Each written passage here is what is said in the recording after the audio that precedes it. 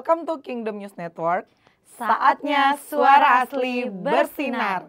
Bersama dengan saya, Gina Deborah. Dan saya, Siska Rau. Dalam program My Story, His Glory. Oke, hari ini kita mau memperkenalkan. Sebelumnya saya punya teman, biasa selalu podcast bersama di program ini, yaitu Olen. Dan Olen kemarin sudah selesai kemo yang ke-5 dan sedang istirahat. Jadi saya sekarang punya teman baru di sini. Saya tidak mau bilang tamu karena kita satu rumah, kami biasa hidup bersama. Tapi kali ini Siska adalah partner saya. Jadi hari ini kita mau sharing banyak. Santai saja Siska, tidak usah panik, saya tidak akan memarahi kamu. Tapi kali ini kita mau tetap berbagi dengan pemirsa semuanya tentang kisah hidup, perjalanan hidup dari saya, dari Siska. Mungkin kemarin kami sudah bahas tentang tumor, tentang sakit kanker, bagaimana melewatinya. Nah sekarang agak sedikit berbeda.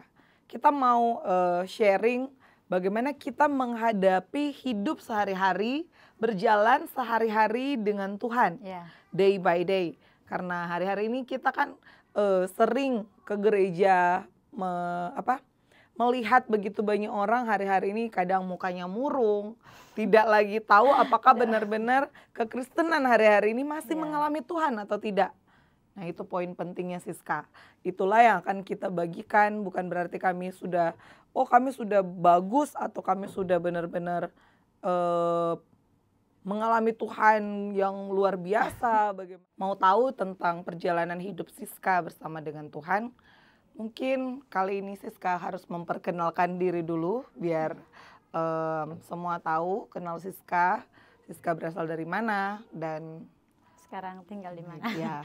Oke, perkenalkan saya Siska, saya berasal dari Manado. Dan sekarang saya tinggal di Surabaya bersama Mami Gina dan Papi Rex. Kenapa bisa hari ini Siska ada di Surabaya? Karena Siska berasal dari Manado. Manado Surabaya itu kan jauh. Ya, oke. Jadi saya kesini tuh saya bersama dengan Olen. Rencananya kami ingin melanjutkan studi kami di Jawa Timur sini. Tapi dengan rencana Tuhan, entah bagaimana Tuhan buat sehingga kita dipertemukan oleh Mami Gina, Papi Rex, dan sekarang kita sudah menetap di Surabaya membantu pelayanan Mami Gina dan Papi Rex. Oh, waktu itu Siska rencananya mau sekolah Alkitab ya? Alkitab, Tetapi Siska sudah berhasil menyelesaikan sekolah Alkitab di tingkat 1. Tingkat 1, iya. Rencananya mau lanjut tingkat 2-nya di Jawa Timur sini, di Batu Malang.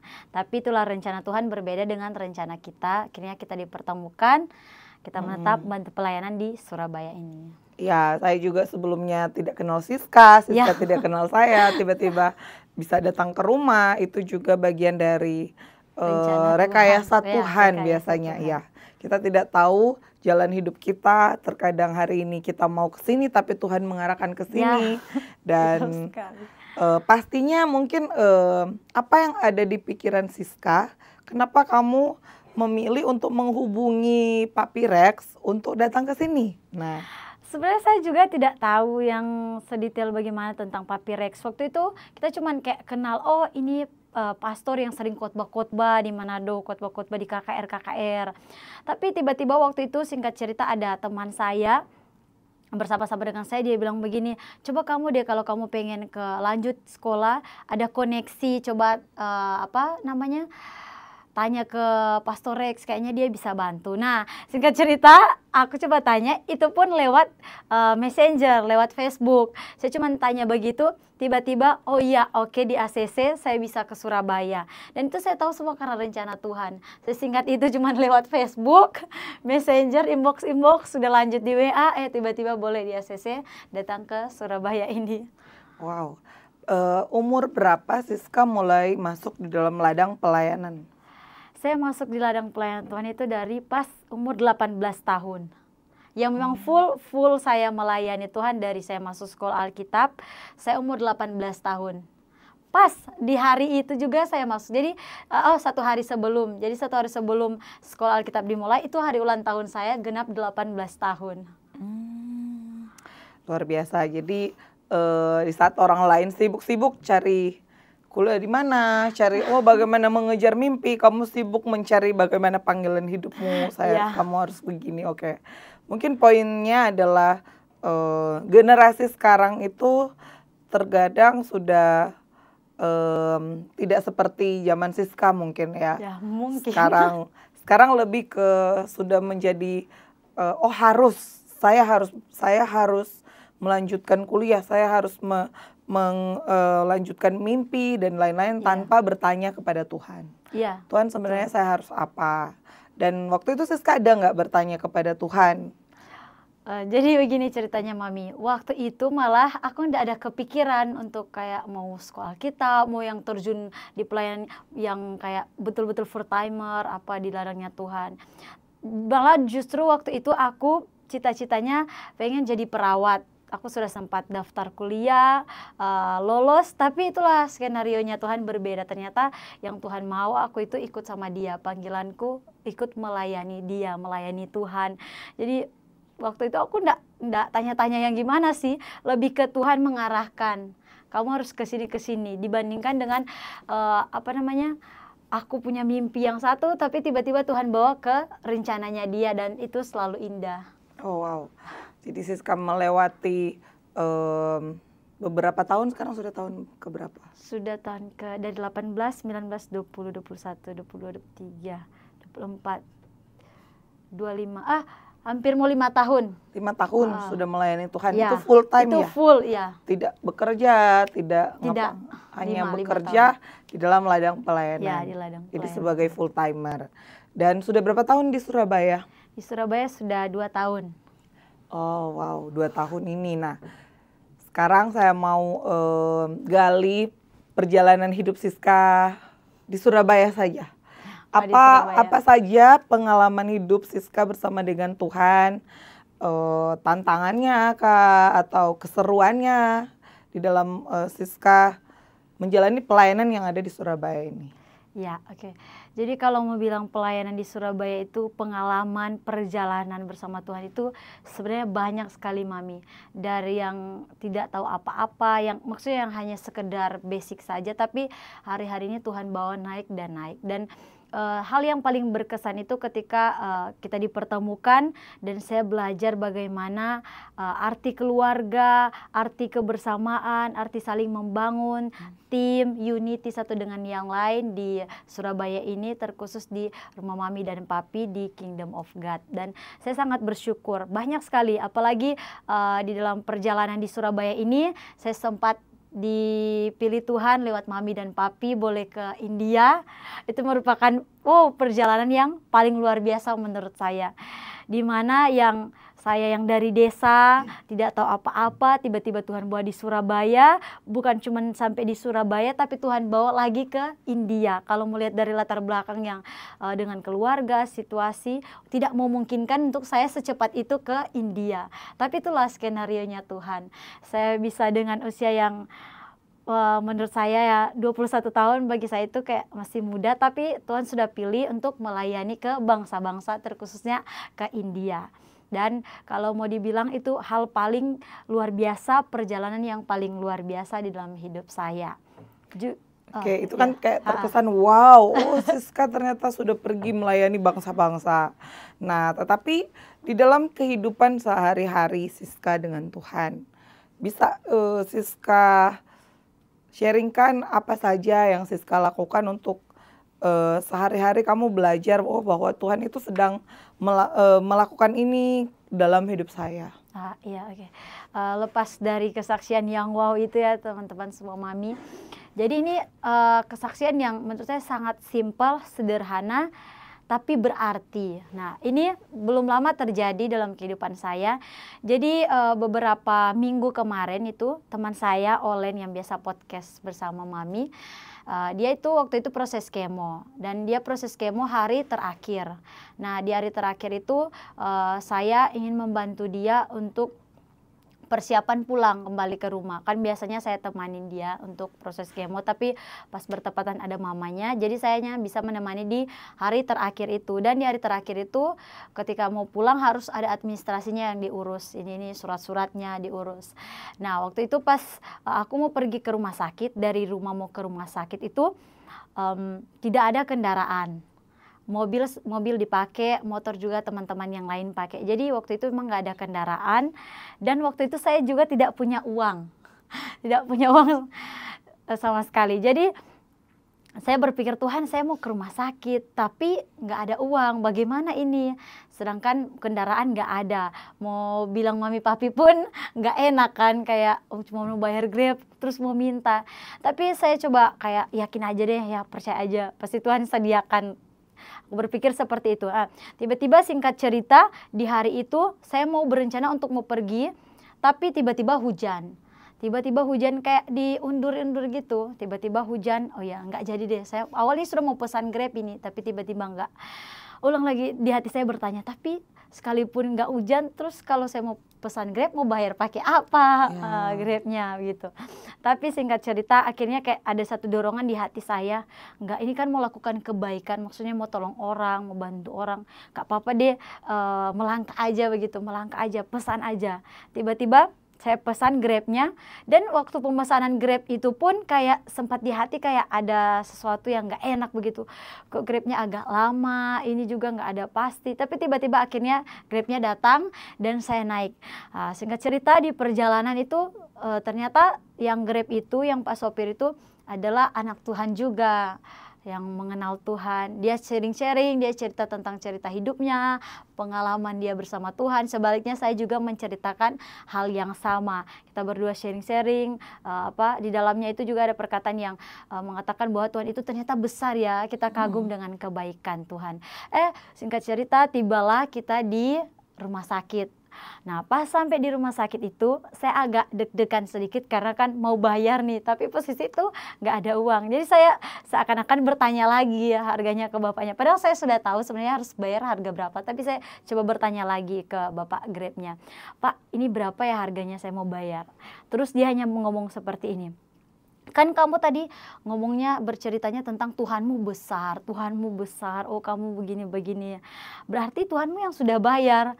Jadi saya kaget, benar Pak, enggak apa-apa saya bayar aja. Dia bilang, enggak, kamu kan bilang dari tadi Tuhanmu besar, berarti Tuhanmu sudah bayar. Wow. Jadi saya nggak bayar Grabnya.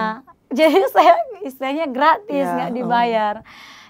Menurut orang-orang mungkin ya itu hal sepele, tapi bagi saya di hari-hari ini itu sangat-sangat penting, di mana saya merasakan bahwa ternyata Tuhan itu memperhatikan kita sedetail itu, sekecil itu. Kadang kita berpikir kayak, di mana sih Tuhan, kok kayak nggak ada, nggak kelihatan. Tapi percayalah, Tuhan itu ternyata memperhatikan kita. Mau kita dalam keadaan senang, mau dalam keadaan susah, bahkan keadaan terjepit sekalipun seperti saya yang tidak ada uang untuk bayar Grab, ternyata Tuhan buat dengan cara Tuhan sehingga saya tidak membayar Grab, malah saya mendapatkan sesuatu hal yang bermanfaat, sesuatu hal yang baru dalam hidup saya. Ternyata betul kata Bapak itu juga, seperti yang saya sudah saksikan ke Bapak itu juga, ternyata Tuhan kita itu memang Tuhan yang besar, yang memperhatikan setiap umat-umatnya, setiap anak-anaknya. Wow, luar biasa. Itu minggu lalu kejadiannya ya? Minggu lalu apa 2 minggu lalu? Belum lama ini sih. Belum lama ini, iya. Kalau Siska bercerita tentang mujizat yang Tuhan lakukan, dia bisa misi ke India, dia bisa ke bangsa lain. Dan itu mungkin orang bilang, itu memang terlalu wow kesaksiannya. Tetapi kalau mendengar cerita Siska waktu tidak ada uang, tiba-tiba supir Grabnya tidak yang terbiasa seorang supir Grab bekerja untuk mendapatkan uang. Ya. Tetapi ketika Siska mau bayar, dia bilang tidak usah bayar, Tuhan sudah bayar. Itu kan sesuatu yang tidak kita tahu bahwa itu pun mujizat besar dalam hidup kita. Jadi every day dalam hidup kita, bagaimana kita mengalami Tuhan. Jadi kalau yang saya lihat dalam hidup saya, mujizat itu bukan poin utamanya. Mujizat yang kita mau oh harus begini, harus begitu, Tuhan harus kasih saya uang, Tuhan harus berkati saya. Bukan seperti itu yang Tuhan mau. Karena even bangsa Israel sudah berjalan bersama Tuhan, sebanyak mujizat yang Tuhan lakukan dalam hidup mereka itu pun mujizat-mujizat yang spektakuler. Ya.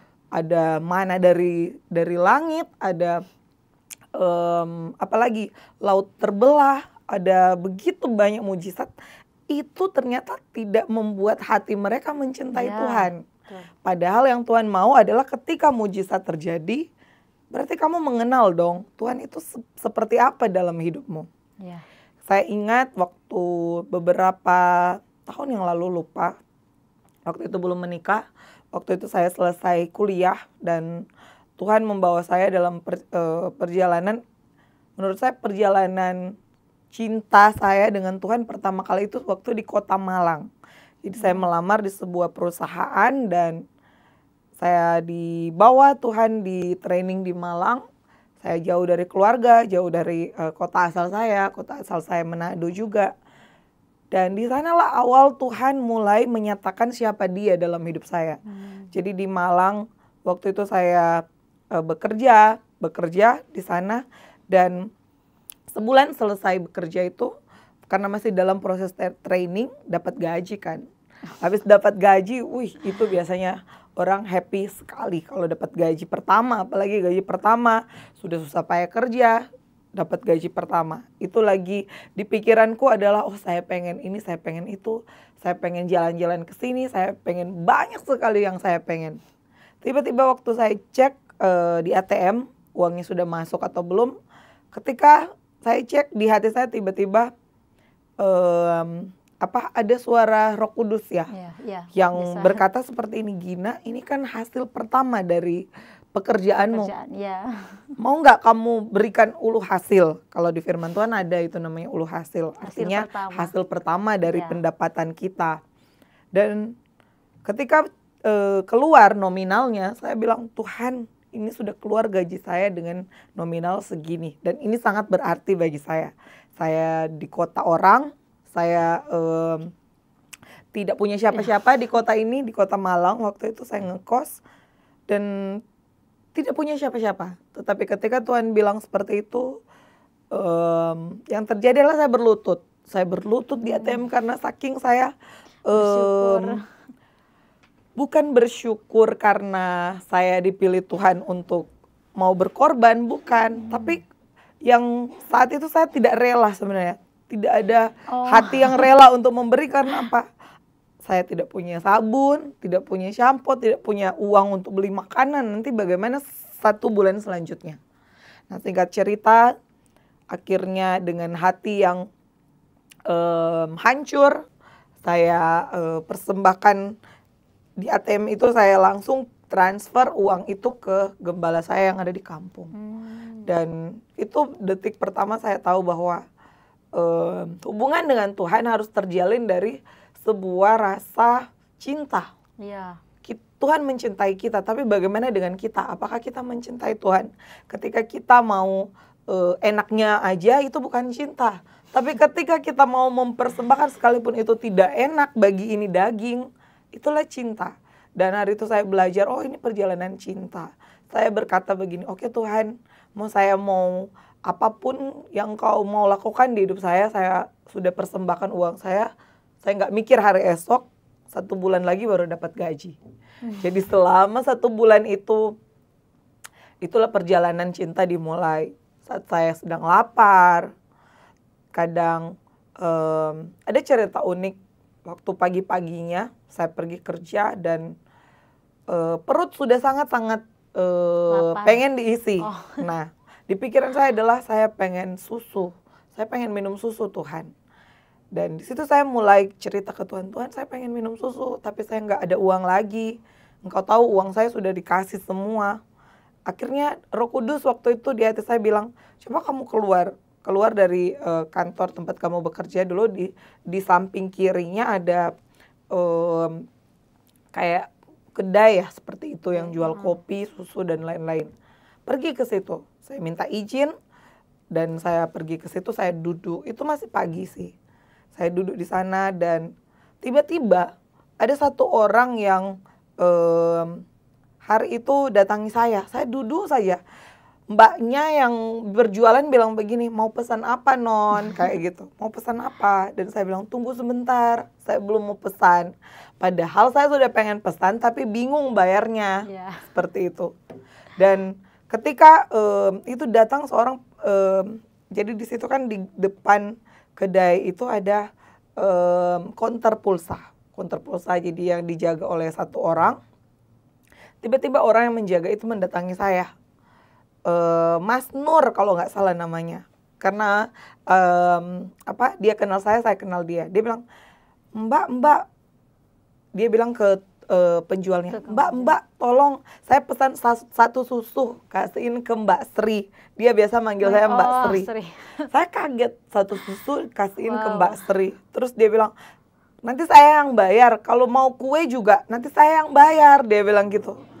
Saya kaget dan saya bilang apa ya, saya nggak bisa saya bilang ke masnya bahwa saya butuh susu, tapi kayak hari itu saya sedang diajari Tuhan bahwa even di dalam hatimu kamu sedang berkata-kata, aku memperhatikan. Amen. Saya minum susunya dengan apa ya, mungkin susu yang harganya 2.000 satu gelas waktu itu di Malang kan murah. Tapi bagi saya itu kayak melebihi berlian yang sangat-sangat mahal dan berharga karena itu dari Tuhan. Saya minum sambil nangis, saya bilang Tuhan kok bisa ya, Tuhan gerakan ini mas ini untuk memberkati saya yang jualan di depan itu. Jadi yang saya alami waktu itu adalah Tuhan bisa mengirimkan siapa saja untuk memberkati kita. Even orang yang tidak kita kenal, orang yang tidak masuk di logika kita, karena waktu itu yang menolong saya waktu itu dia adalah orang Muslim, bukan orang Kristen. Jadi seperti itu. Dan ketika saya bekerja pun kalau sudah siang itu kan lapar, siang malam itu lapar. Biasa saya sudah bilang Tuhan sudah lapar. Tiba-tiba datang tukang parkir, datang bawa makanan satu kotak. Ini Neng buat kamu. Dan itu selama 1 bulan. Ada begitu banyak cerita bagaimana Tuhan mengirimkan orang-orang memberikan saya makanan. Dan ketika saya mengalami itu, terkadang makan nasi ayam, bumbu padang, itu bisa sambil nangis di gudang tempat kerja. Dan di situ saya bisa, ada lagu yang sangat membekas waktu itu, lagu yang saya nyanyikan setiap kali saya sudah lapar dan Tuhan mengirimkan orang-orang berikan makan itu.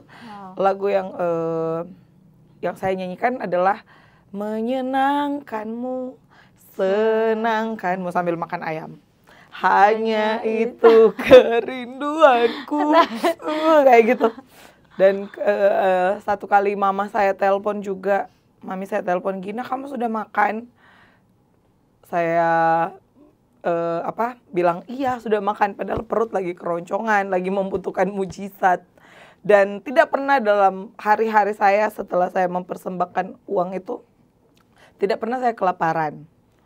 Malah ada tukang bakso tiba-tiba dikirim, ada inilah, ada itulah, dan tidak pernah bayar. Itulah Tuhan. Dan intinya di hari-hari itu saya sedang dibawa Tuhan di dalam satu perjalanan kayak perjalanan cinta tadi ya. Tidak akan pernah lagi saya dapatkan kayak hari ini saya bisa makan enak. Terkadang sudah tidak ada rasa syukurnya, tetapi hari itu saya sangat bersyukur. Even itu cuman susu, cuman snack, bakso dan lain-lain. Dan waktu di gudang itu saya pernah bilang begini, Tuhan, kalau suatu hari nanti Tuhan memberkati saya dengan keuangan atau hidup saya lebih baik ke depannya, saya tidak lagi bergumul tentang masalah kayak makan satu kotak tidak bisa beli. Dan janji saya adalah bukan janji, saya cuma bilang begini, Tuhan nanti saya akan memberi makan orang. Saya bilang begitu, saya akan memberi makan orang yang sedang kelaparan karena saya tahu rasanya satu kotak makanan itu sangat berharga ternyata. Dan itulah tercetus dapur umum yang kalau orang-orang tahu selama ini kita ada dapur umum ya karena itu, karena inisiatif yang selalu ada di hati saya bagaimana saya memberikan orang yang sedang kelaparan untuk makan. Nah, cerita singkat dari kesaksian ini adalah bercerita, tadi juga Siska sedang bercerita bahwa Allah kita itu adalah Allah yang harus kita kenali day by day. Yes. Masalah susu saja loh, Tuhan bisa kirim, Tuhan bisa tahu. Masalah Grab saja, Tuhan bisa tahu. Jadi jangan takut dengan masalah. Jangan takut dengan ketika kamu tidak punya uang, tidak punya apa-apa, jangan takut. Yeah. Selama kita masih punya Tuhan, kita punya segalanya. Amin. Jadi uang itu jangan jadi tuan. Di Alkitab, di firman Tuhan bilang uang itu harus jadi hamba. Artinya kita yang kita yang memposisikan ketika uang itu datang, oke, ini untuk apa? Kita tahu dia adalah hamba, bukan dia yang menuntun kita, dan bukan dia juga segalanya. Karena begitu banyak orang hari-hari ini kan cerai karena tidak punya uang, bunuh diri karena tidak bisa biaya hidup, apalagi yang Siska lihat kalau generasi sekarang. Kalau generasi sekarang, maksudnya dalam tanda kutip rela jual diri untuk dapat iPhone, dapat ini, dapat itu. Aduh. Itu karena sudah salah sekarang kan apalagi di medsos orang sudah saling upload ini, upload itu. Gaya hidup sudah berbeda, padahal tujuannya adalah hidup ini adalah perjalanan. Milikilah banyak pengalaman dengan Tuhan day by day. Amen. Jangan hanya hari kemarin, tetapi hari ini, esok, dan selamanya. Apa pesan Siska untuk generasi yang seusia kamu, yang hari-hari ini mereka mungkin tidak tahu harus berbuat apa, atau terlalu banyak tuntutan dari teman-teman, dari medsos, dan lain-lain.